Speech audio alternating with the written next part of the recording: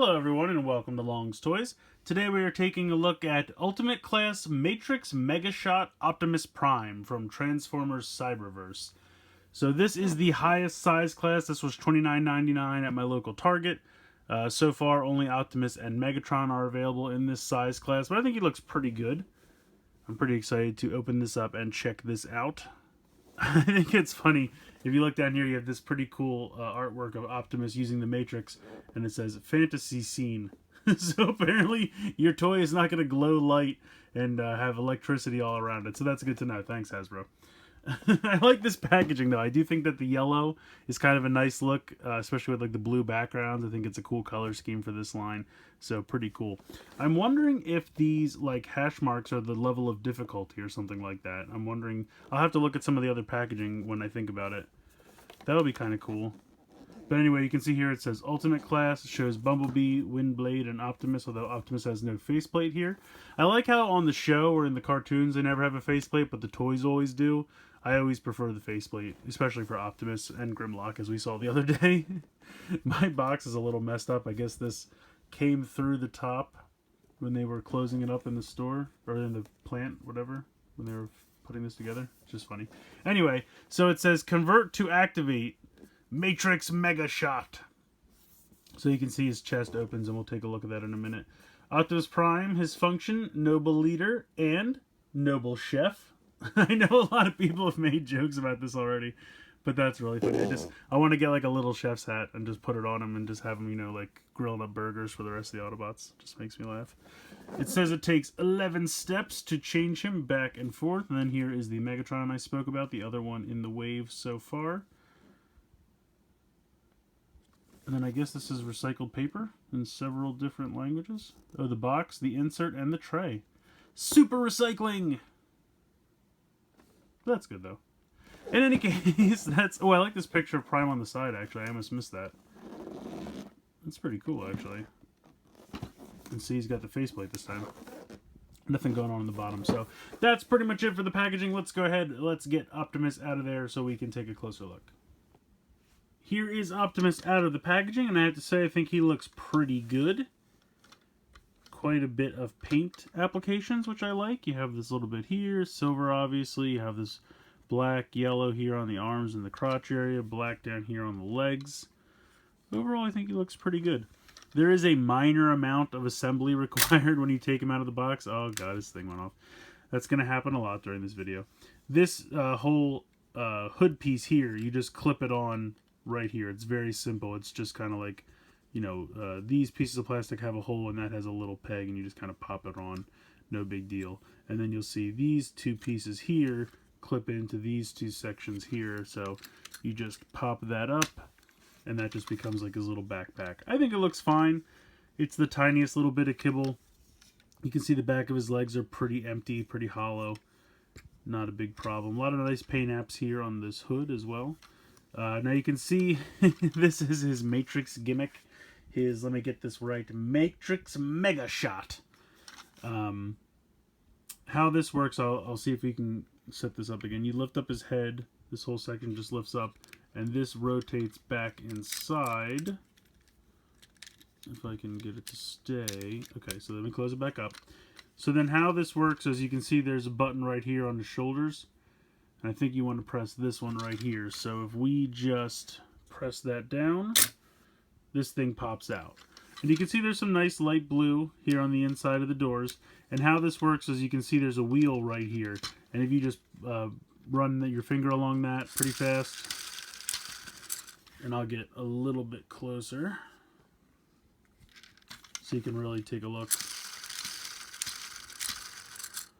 And I'll pull this open just to show you.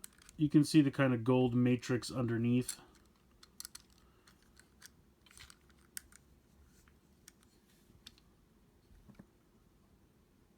So that's kind of cool. And it just has this crazy light blue on top to simulate like the electricity and everything coming off of it. But so that is the Matrix gimmick. It's very easy to set off by accident when you don't mean to, but it's not a big deal to just rotate it back in here. I will say, see these red pieces here? This being extended out keeps them out so that it keeps these out. And as you start to put this back in, they naturally want to fold back in. So easier just to kind of push them out a little bit so that you can get this back in. And then once this clicks back into place, then they'll fold right back in. And then there you go. There's your Optimus. So taking a look at the head sculpt, I think it looks pretty solid. Like the eyes, like the faceplate. Head can move from side to side. No worries there.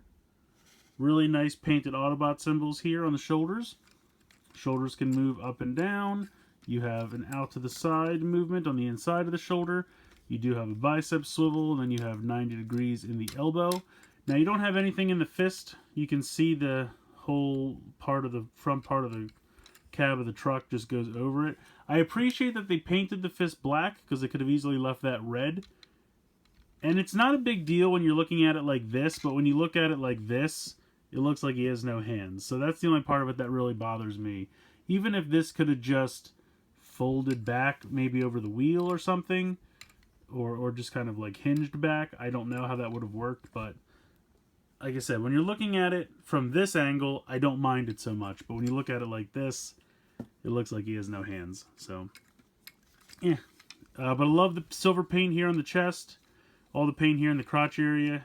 Hip out to the side. Nice tight ratchet there.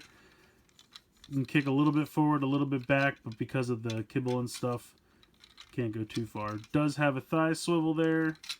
And I would say over. He doesn't really have a proper knee joint because that would be kind of up here.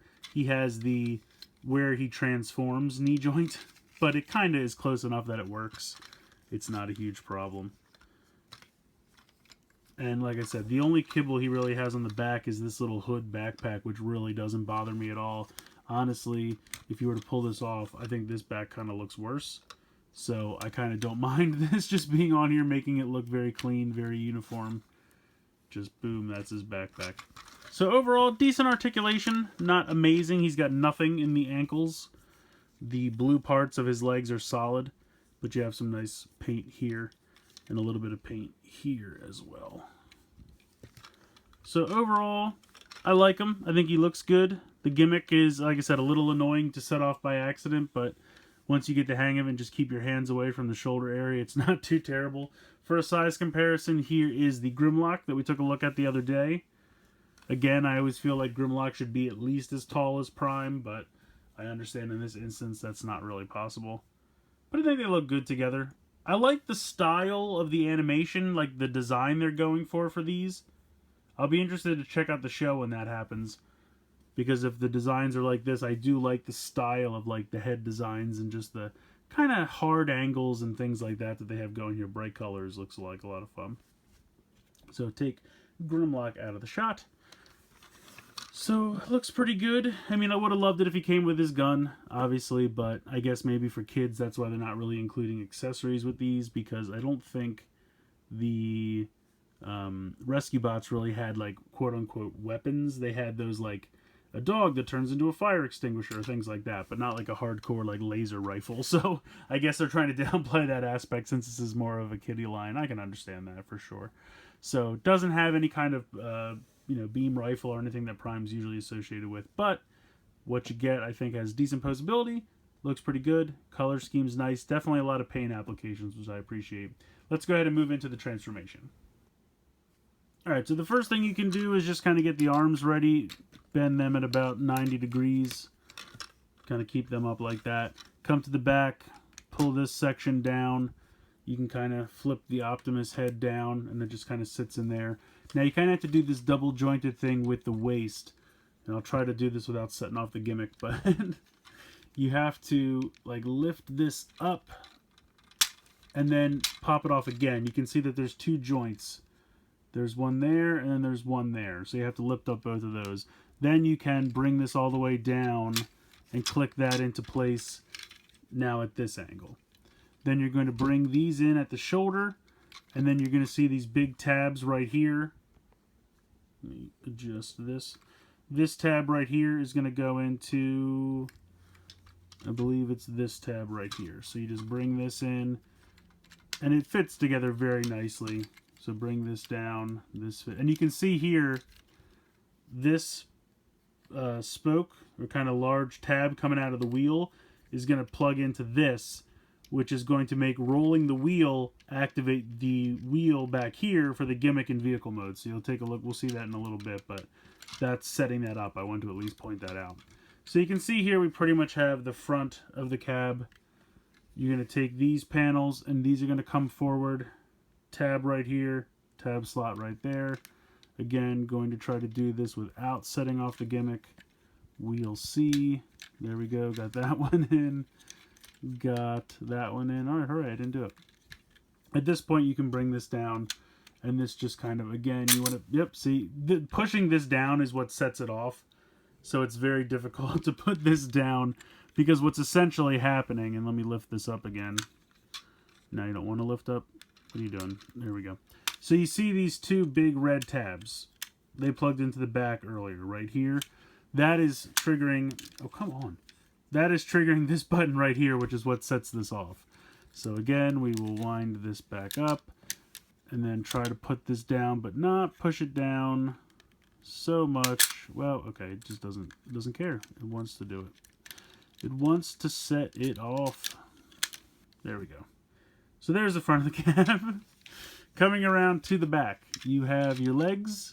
You're going to sandwich them together. Now, mine don't love to stay together, but I've seen other people who don't have the same problem, so I'm not sure if I'm doing something wrong or what, but they sandwich together. You flip open these tabs here. They only go to about there, so don't try to make them go like a complete 90 degrees. And then you just flip this around and just kind of click them down. And then the last step, you can see there's a tiny tab slot right there, and there's a tab right here. So then this panel is just going to kind of come in and just kind of shore this up and do that on both sides. And this one's not going in. There we go. And there you go. You have your Prime in truck mode. Looks pretty good. I'm going to adjust the camera so we can get closer. So overall, I like the look of it. It's definitely very stylized, but you can see a lot of great paint apps. You have all this silver here. You have the blue. You have the light blue up here as well. Nice translucent windows there. Little silver for the smokestacks. Just gingerly touching this sets this off, which is fun. Yeah, I like the gimmick, but it is very easy to set off. You just kind of can't touch the hood at all. So I don't think there's going to be a trailer for this show. I could be wrong, but it certainly doesn't look like there's anywhere to attach a trailer to this, unless it somehow slid into these pieces here, or somehow fell in between there. Or they'll just make another version of Optimus with a trailer and you can buy that one too, which I'm sure is what will probably happen. But overall, I like it. I do like, it's definitely stylized. It's definitely kind of a goofy looking truck mode, but I kind of dig it. If you intentionally do want to set off the gimmick, you just press down and it opens up again, and you can use it in this mode as well. And like I showed you earlier, that wheel is now connected. So if you just kind of make sure that that wheel gets rolled on. I'll try to do it coming towards the screen here.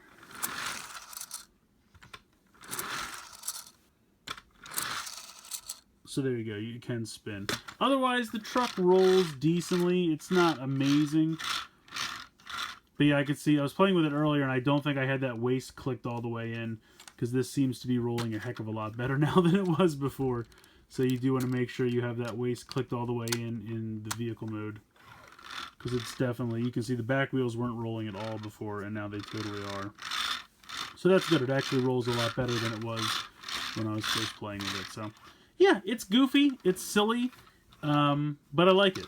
I like the design. It's definitely stylized, but you know, I think you're going to love it or you're going to hate it. I think there's probably a lot of people that will not like this style. Definitely will be tired of the gimmicks, because the gimmick is, as you can see, a very big part of both the robot mode and the vehicle mode, and it's very easy to set it off just by handling this thing. So I feel like you're either going to love that or you're going to hate that.